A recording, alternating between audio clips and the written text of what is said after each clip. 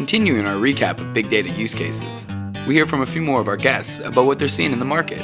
Hope you grabbed your notepad from last time, as there's sure to be some helpful insights. So what are the use cases that people implementing then with where are you seeing your technology being very strong, right? So SQL, structured data, so the classical use case for, log file analytics, quote unquote, in Hadoop. Maybe help me to contrast that. Why would I say I really want to have this Hadapt thing? Yeah, so I don't know if we have an eraser or... no, we basically, I just do that. Yeah, we should note to self, get an eraser. So all I was going to say here is, the way we look at it, there's certainly the spectrum of structured and unstructured data, right? Yeah. And SQL on Hadoop is largely, I think, about the structured data and how can you sort of do these structured, SQL traditional workloads on structured data, and certainly that is where we began. Yeah. But where we've evolved is by allowing enterprise users to actually query kind of this entire spectrum. So in addition to SQL, we added full text search that kind of works more on this end of the spectrum. Yeah. And then we just introduced a feature in version 2 of our software back in September that we call schemaless SQL, which is basically the ability to query semi-structured data like JSON or XML, so key value data. Okay. And you can query that directly. And is that more kind of an XPath query language then, or for JSON, or is that still straight SQL? It's straight SQL. So what we actually do is, and don't ask me too many questions on how this works, or I'll have to get one of the engineers involved. But we just call them in. It's all magic. No, so basically what we do is we take the key value pairs in the JSON data and we materialize them as in a tabular format. So the keys become treated like columns. So you can continue to query using SQL, JSON, XML, etc., even as that schema is changing. So you don't have to change your ETL process. There's no real ETL process per se, or it's sort of happening automatically in a way. And also, you don't have to change the schema of your database because we're sort of automatically materializing that. So you may change your JSON, add a new attribute to your JSON file, and now that's immediately queryable automatically. So we did that because, to answer your question about use cases, we found a lot of customers that want to do analytics on JSON XML data, whether that's clickstream data or some kind of event log data, or data coming from a key value store like a Mongo or HBase, what have you. And so this was kind of a easier way to allow them to query that directly. I can talk about one customer example. So this is a customer actually in Boston that I really think they have a pretty cool business. It's called Objective Logistics. And what they do is they take point of sale data from restaurants and bars, and they take the receipt data, the check data, and they basically use that data and analyze that data to determine the best wait staff in the restaurant and the bar. So who's selling the most, what sort of margin items are they selling? Some items are higher margin than others. What kind of tip are they getting? And they stack rank these folks. And then they do a couple of things with that. First of all, they actually reveal it to everyone in the restaurant. So there's sort of some inherent competition. You want to be, the top gamified. Gamifying it, exactly. That's exactly right. And then secondly, the people that are at the top actually get rewarded by choosing their shifts first. And if you work in a shift-based business, especially in the restaurant industry, it's important. Exactly. So that's a case where all that data is stored in JSON. It's coming from these point of sale systems, and it's changing all the time. Every restaurant's a little bit different. Every point of sale system's a little bit different. So being able to have that flexibility is important. Cool. That's interesting. Yeah. In what kind of the industries are you guys seeing? I mean, so we see a lot of financial services, telco, retail. The new thing is kind of optimizing production systems, so lean production based on big data. Do you guys have hotspots in certain verticals where you see, 90% of our customers in the retail business or in the Yeah. Do you guys have I that? would say that the top three for us are sort of what I'll call internet, which is a lot of SaaS-based businesses doing funnel analysis and that sort of thing. Retail is certainly one as well, and then financial services around security use cases, fraud detection, that sort of thing. Interesting. Okay, cool. And what's kind of the deployment sizes you guys see with your technology? It ranges quite a bit, actually, right? From everything from like 5 or 6 nodes, perhaps, or even in EC2. We see a lot of our customers deploy this in Amazon. We don't see that at all. Really? Interesting. Yeah. Interesting. Yeah. I mean, I wouldn't say. I would say that the majority might still be actually on premise, but we do see certainly within kind of trend.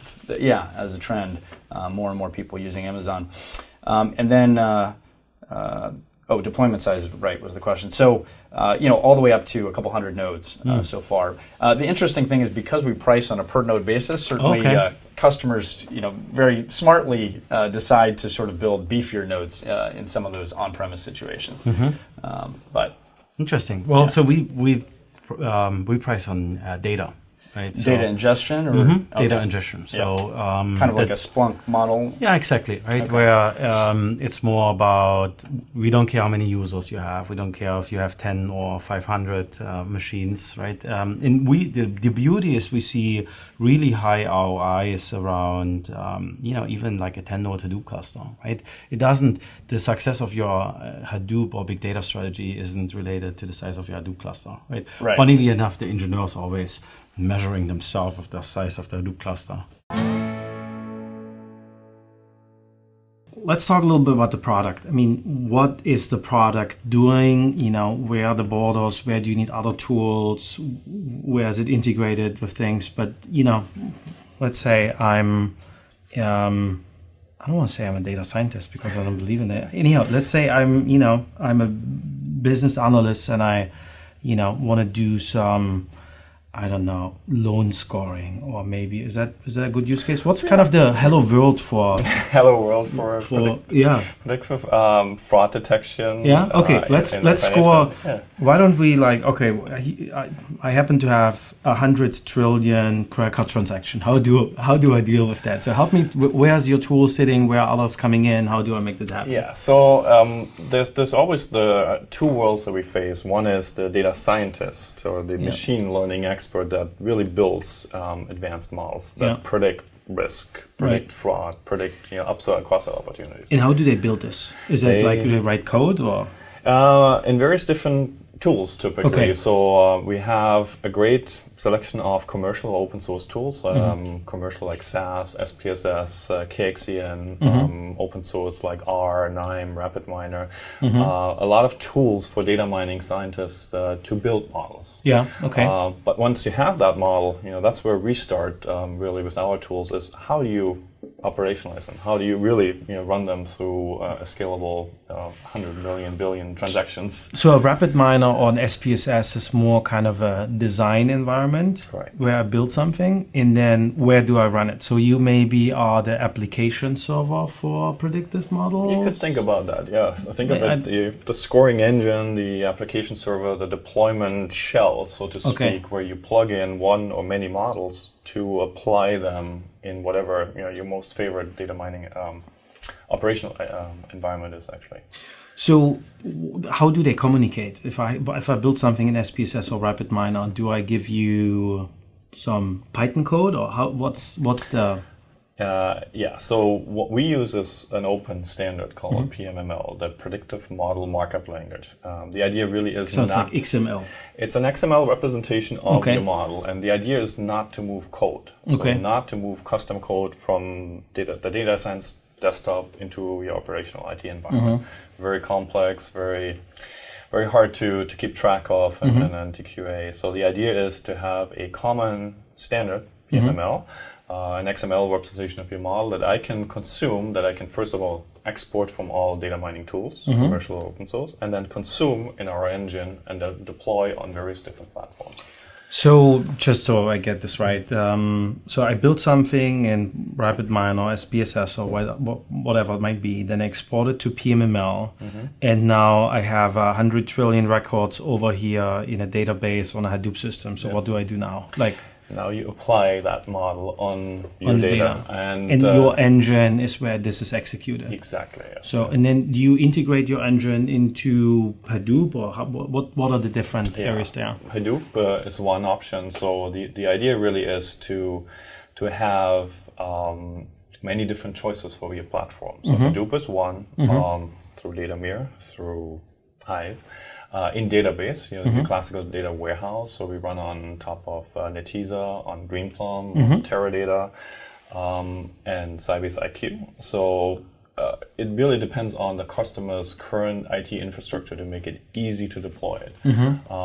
And you pick the right environments. So we have real-time environments that are kind of standalone. They can run in the cloud. So we also have a cloud-based solution on Amazon. Is people using this? We see people not so happily pushing data to the cloud. What's your experience? It depends. So there's quite a few use cases, but if you're looking at it's the banks moving credit transaction into the cloud? Not really. So I mean that industry. So whenever you have a regulatory environment, the cloud most often is not the choice. Okay. But for proof of concepts, for smaller consulting firms, for marketing applications, there are many use cases that you can really use in the cloud, where it's not personally identifiable information, right?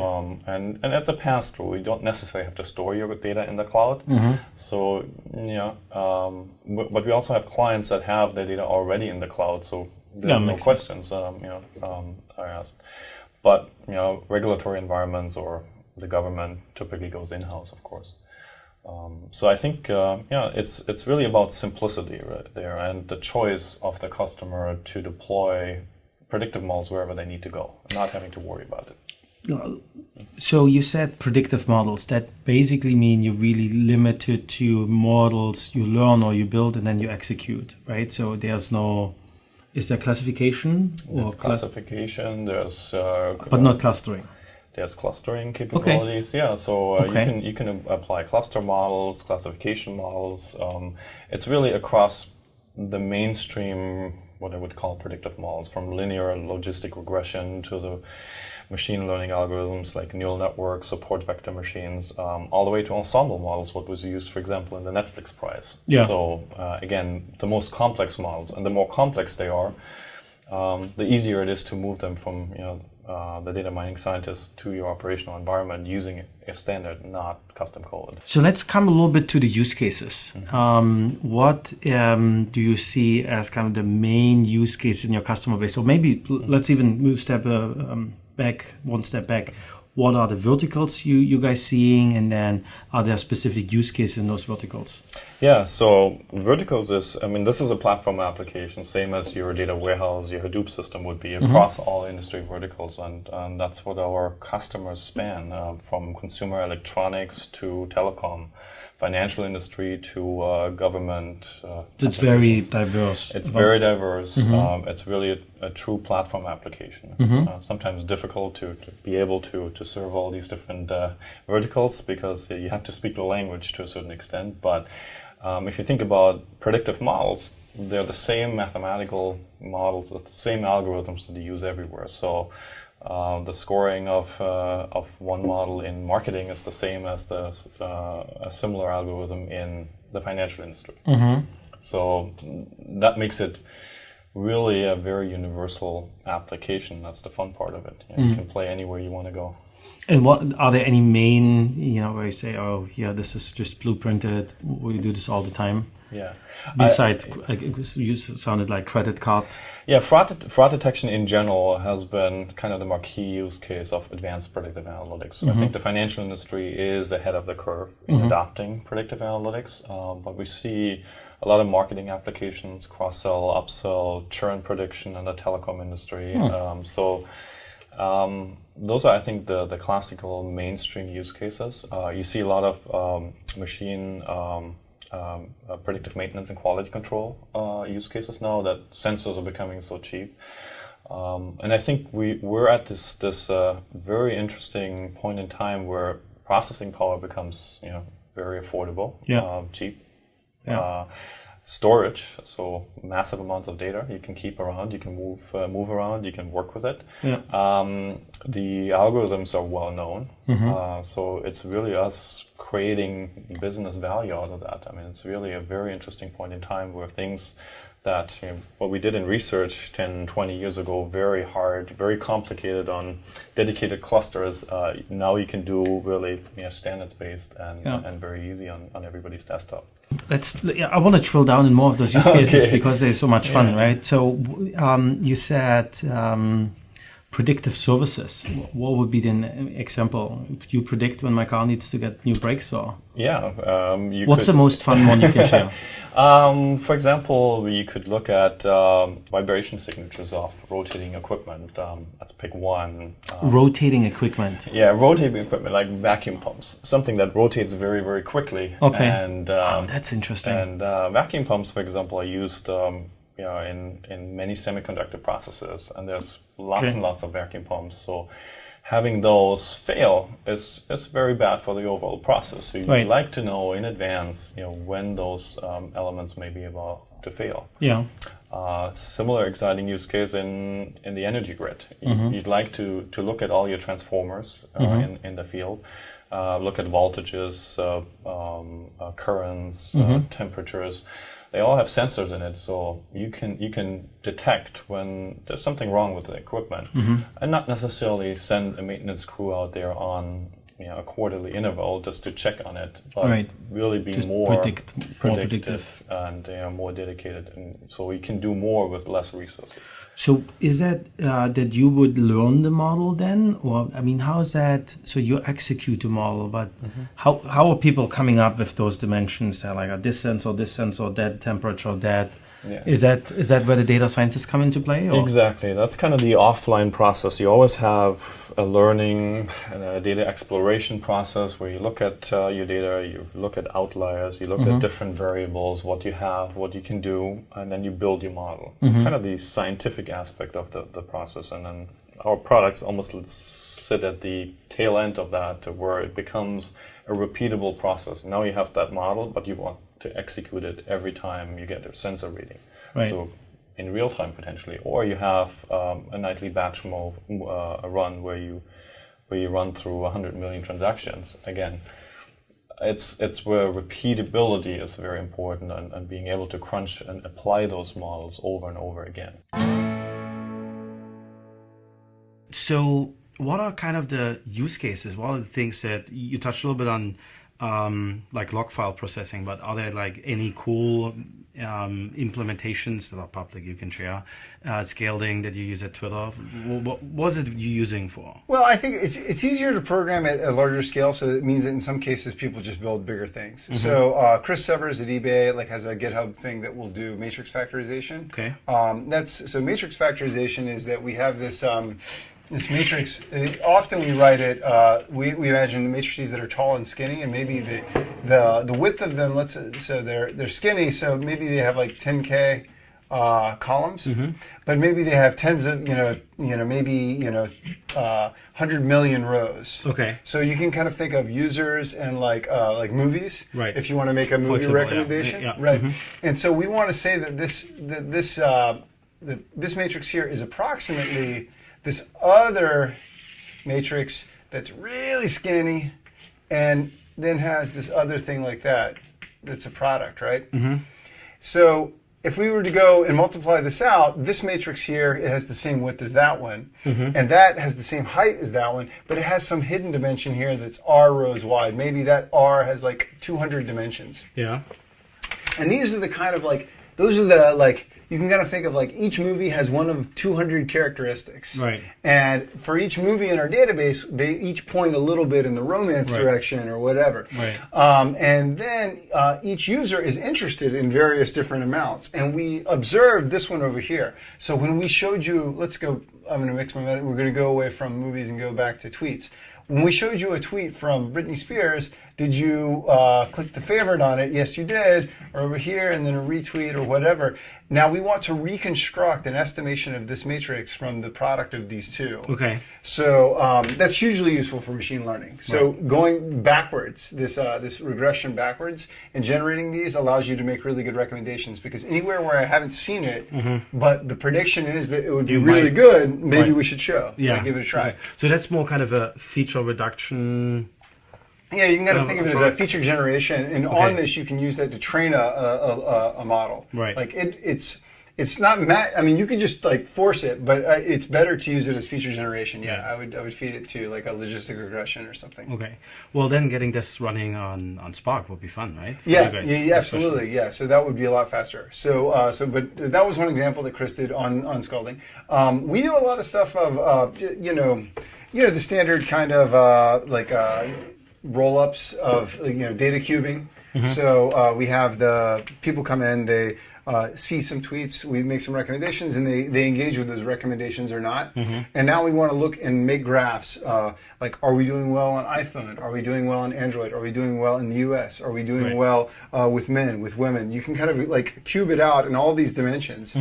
And so as an item comes in, we're going to put it in this large bucket of sets and then crunch them down in Scalding. And keeping track of the types there is really nice because it's really easy to get that kind of thing wrong. You can do anything with anything. Everything's universal. So, it's kind of, I mean, at the end of the day, comfort is going to be the answer. Yeah. When people go to Twitter, do a search for Scalding. I'm sure I'm biased, but I see people like, oh, I just tried Scalding. It's so great. I'm never going to use anything else. Yeah. So I think there's a comfort feature that like it's a fun library to use. So cascading is around since I would say forever in the big data. Yes, in 6 big years, yes. in big data world forever. I mean, it was there before Pig, before Hive, before all of the other stuff. And you guys seem to have a really big user community. What are some of the highlights of people using cascading, and what are the use cases? Sure. That's the fantastic thing I'm discovering about cascading, that the technology spans verticals. It is being used in pharma. It is being used in consumer internet, Airbnb, Twitter, Etsy use it. It is being used and adopted in financial services as well. Typically, the use cases come in when you need to develop complex data-driven applications. So, and those applications have to be taken into production scenarios. So the needs that are required when one's doing data exploration, data visualization, doing ad hoc analysis are very different than the needs when you're taking the data applications to production, the SLAs, doing capacity planning, being able to do root cause analysis for jobs that are in production. And that's where it really shines its value. The other place where it really shines is that, as you may know, there are the domain-specific languages that have been developed on top of that. There's been a session on Cascalog. And what's the from the ones you can talk about, the most fun use case, the most fun company? So it's known that Twitter and Etsy are using cascading heavily, and I think Prismatic is using the Casa log or something. Where did you saw the technology used, and you're just like, wow, this is awesome, what are you guys doing? Definitely the scale aspect of it. When I'm seeing multiple thousands of nodes running production jobs, not missing the SLAs, because they've been, of multiple reasons, not just one. One of them being that they're built on a platform that makes your jobs very predictable, very deterministic. That really amazed me. And then looking a few months out in the future, not just with the driven, but cascading captures a lot of signals. And those signals are now being exposed through the driven platform. And I really believe that a lot of challenges that we discussed today can be addressed through those signals that are being captured, and address some of the problems which my previous worlds had. So I'm pretty excited about that.